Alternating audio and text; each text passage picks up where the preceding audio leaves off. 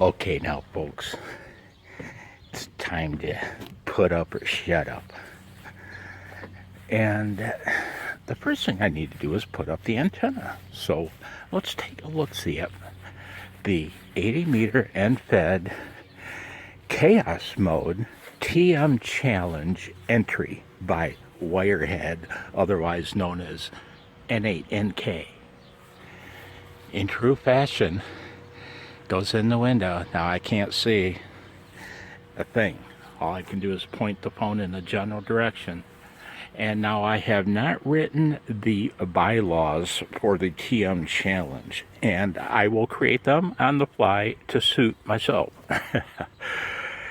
One could argue that that little is the antenna proper, and that the rest is a futile attempt at grounding a signal. Now let's walk the wire. Excuse me, that's professional. So the first thing you notice is that this is a reuse of my 40-meter end fed. That's why the little, so they stay. And this is where I joined it to the other end of my 20-meter end fed. So I joined the 40 and the 20-meter end feds together and bringing us to here. Now I have to clip on 14 more feet before I take my initial SWR sweep. And that frickin' neighbor thinks I'm nuts, man. You people probably do too.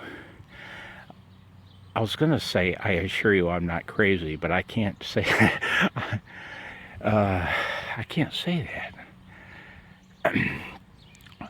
But I am weird. I'm a weirdo. I'll. You like the landing strip? That's even nicer looking than my last girlfriend's. Now Jim behind me, he thinks I'm insane because I made a couple passes on each side of the landing to accentuate. One of the rules in the TM challenge is you are expected to do some creative cheating. If you don't, you'll get laughed at. And also, you're not going to make a contact. Now, I've shown you the wire. It's ready for installation. I thought I'd take you on a little, I thought we could do it together if I did not trip over it. Like my new shoes. Frickin' scary.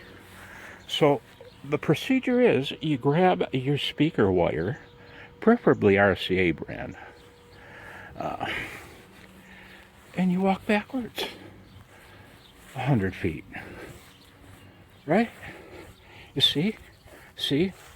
I'm demonstrating for you newer hams an excellent way to screw off.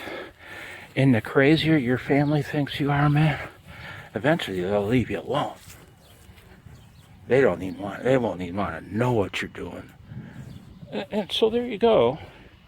Now that's the process. That's only about 90 feet. So I'm going to go grab the rest of my wire.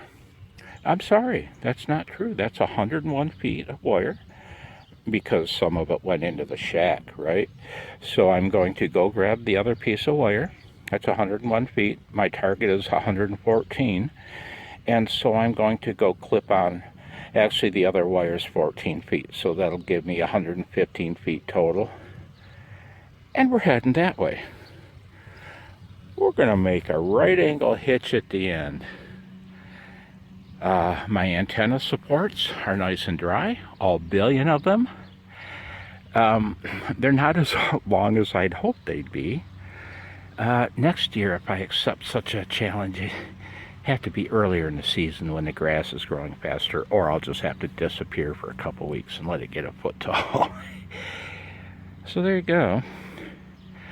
The next video will be of me looking even more stupid than I do right now.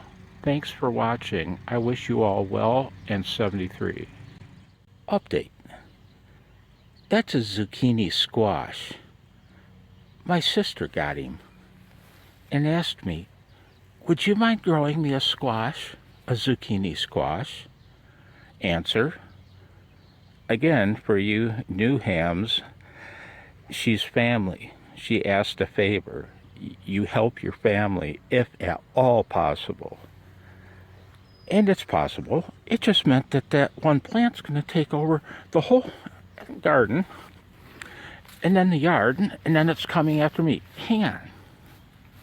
Hang on. Well, all right then. Screw it. You're going for a walk with me. Shaky phone and everything. Now, that's the 14-foot piece of wire that I mentioned. It's not connected. And you notice that an adaptation of a non-existent rule suggests that you can lay a gator clip on a piece of wood. It's an exposed conductor. It's not even insulated. I get to insulate it from ground. Okay? We've installed the antenna together. I've done that by myself. Let's take a look at the tuning. Hang on. Okay? That's the newly installed antenna wire. You notice I'm connected to little Schmo, and you notice it's connected to the 4-to-1 tap. Why?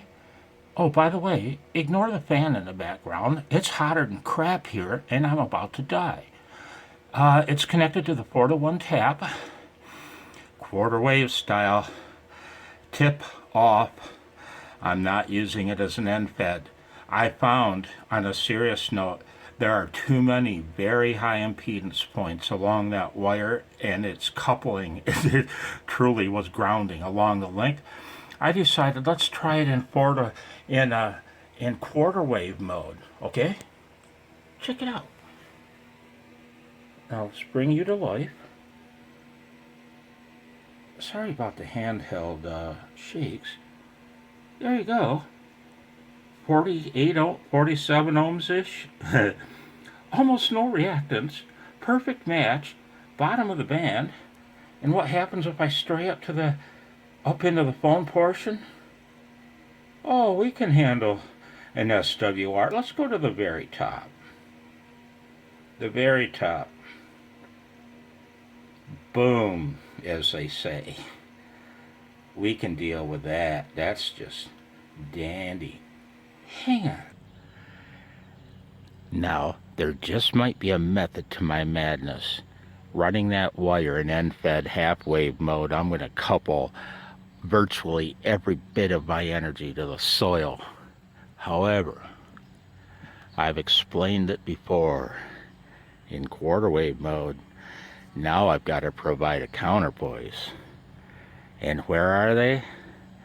Well, it runs from that corner of the yard along the fence and continues for another 160 feet.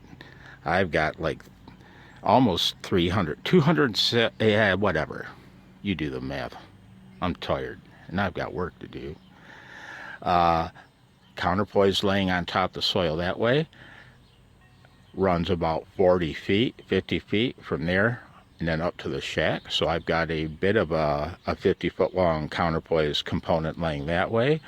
Then it comes up and around the corner, tucked under the deck, down to the corner of the house, right? So, in end-fed mode, that thing's coupling all of its energy to the soil. In half-wave mode, in end-fed half-wave mode. In quarter-wave mode, we'll see. I've got a healthy counterpoise laying in the same plane. All of the counterpoise wires are laying in the same plane. Oh, am I going to get dislikes for this? But it's all good. It's all good. Now, the next video may be the very last I ever post. I may have to abandon my plans for restoration videos. Welcome to the antenna proper. Some might say. Or is it? Now, you guys might think I'm stupid. Oh, I assure you I'm not. Some people might think I'm crazy. Yeah. There are those who have said that. And I embrace my madness. Help and advice for you newer hams. If they call you crazy, just look at them with a blank stare on your face, as if there's nobody home. 73. Oh my. I think I've got contacts to make, or abject failure to make. 73. Thanks for putting up with my bullshit.